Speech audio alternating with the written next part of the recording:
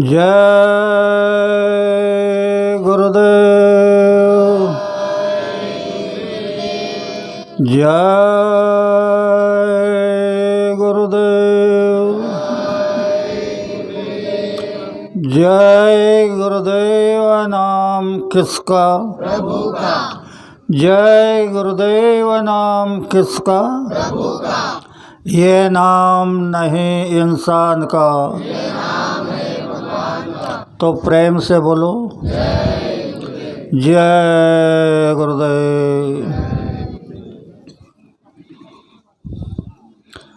सबसे पहले योग परिवर्तक परम संत बाबा जय गुरुदेव जी महाराज, इनके चरणों में शतकोटि प्रणाम करता हूँ।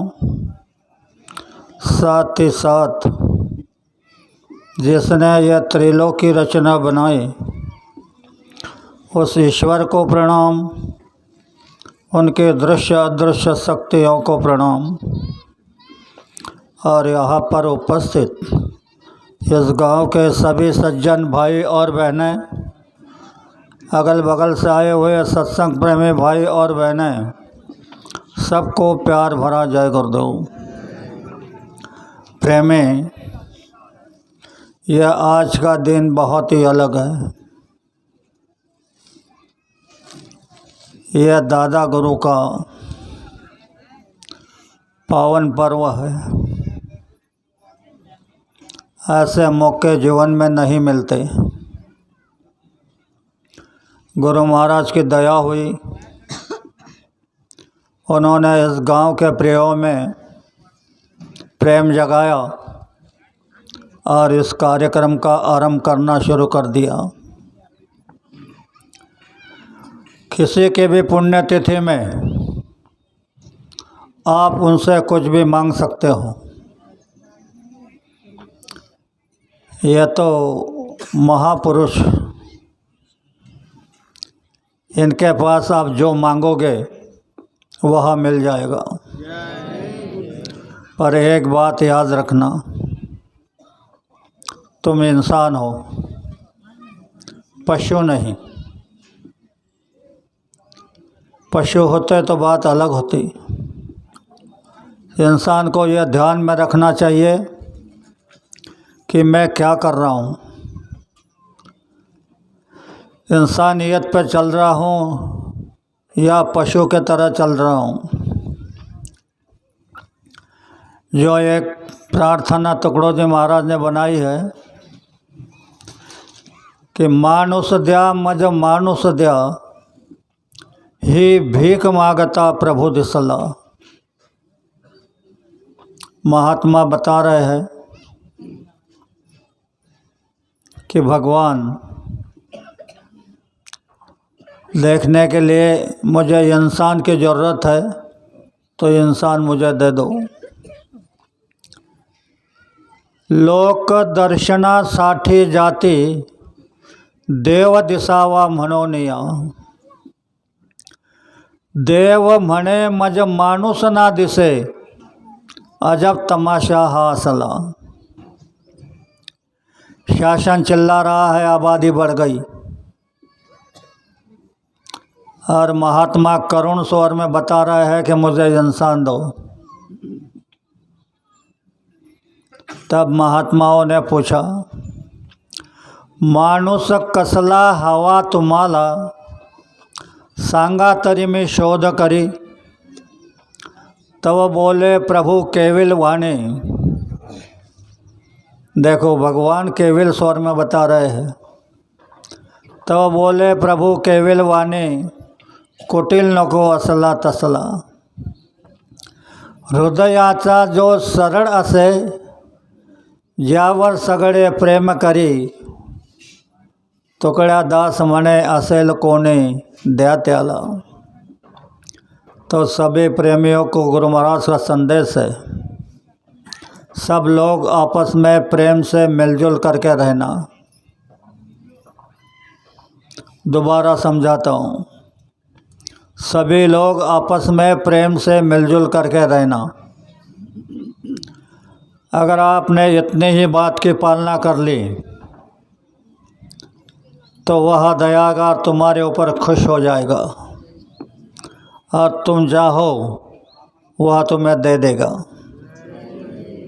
क्योंकि वो दयागार होते हैं।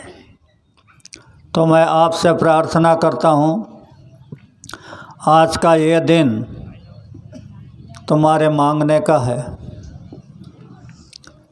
पर जिसमें किसी प्रकार की अहमता ना हो, गर्व ना हो,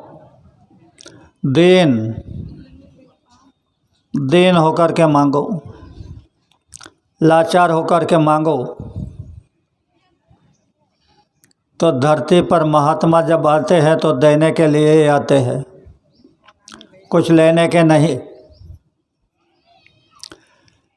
एक बार मैं बारडोली कार्यक्रम में गया था।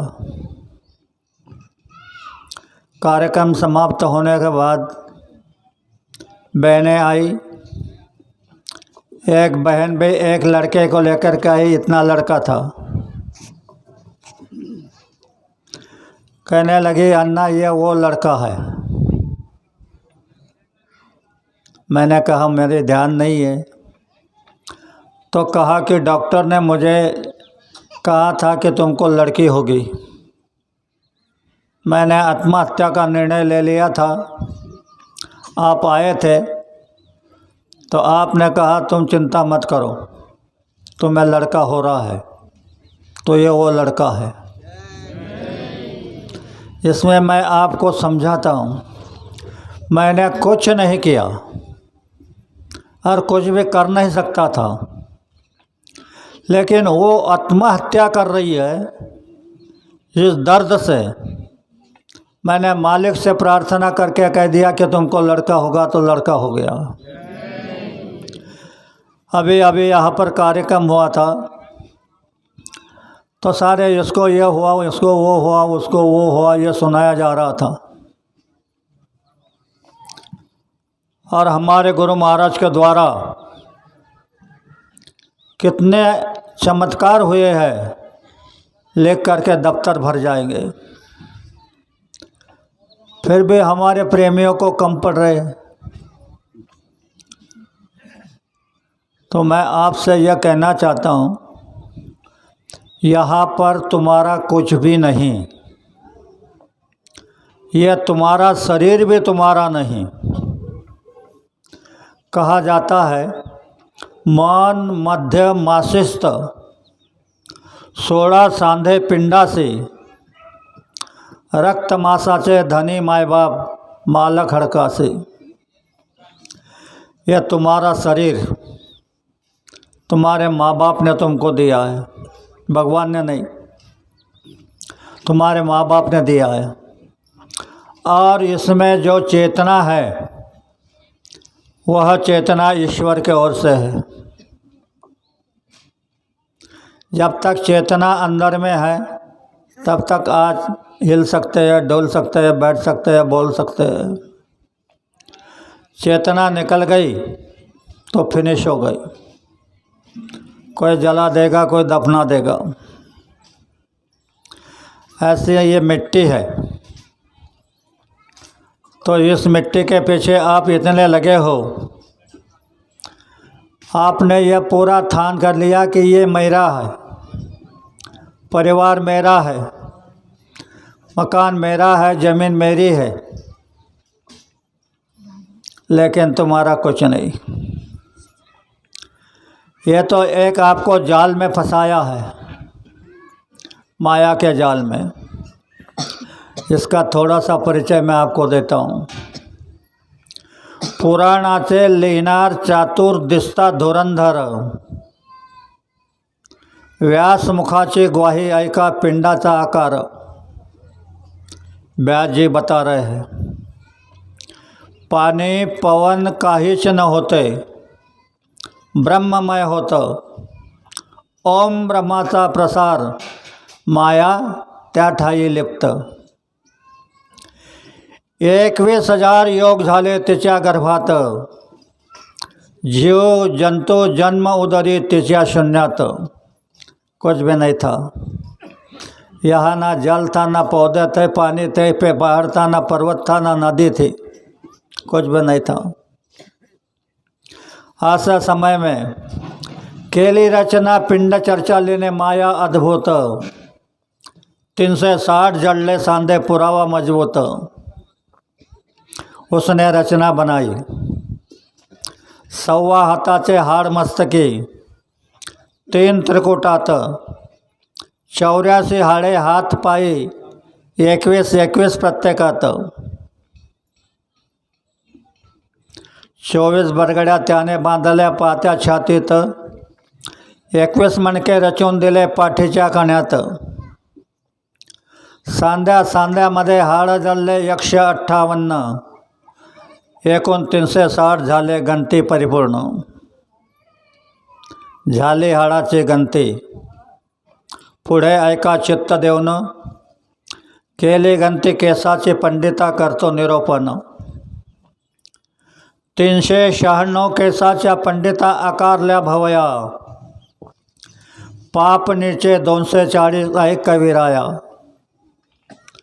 2000 मिशी वर्त, 2 लाख दाढीच्या ठाया, 3000 काखेत, 6 लक्ष कंठी शोभाया. 72 लक्ष रोम सांगितो उरा बोटावर, लिंगस्थानाच्या भोवती 1.25 लक्षाचा सुमार. 96 लक्ष रोम सांगितो नित्य मस्तकासी, जास्त होता रेत उतरते तेव्हा तळासी. रक्तमासाचे धनी मायबाप मालक हडकासी, केला रोमावळीचा निकाल फळ प्रसंगासी. तुम्हारे शरीर के ऊपर 8 कोटि रोप है, यानी 3.5 कोटि. इन कोटि की रचना भी महापुरुषों ने गिन करके आपके सामने रख दी है. हड्डियों की भी रख दी है, लेकिन एक फर्क है. इस शरीर के जब रचना हुई तो इसके 4 भाग पड़ते हैं. पिंड शरीर, अंड शरीर, ब्रह्मांड और सचखंड. तो अब अच्छी तरह सुनना. ये दोनों आँखों के नीचे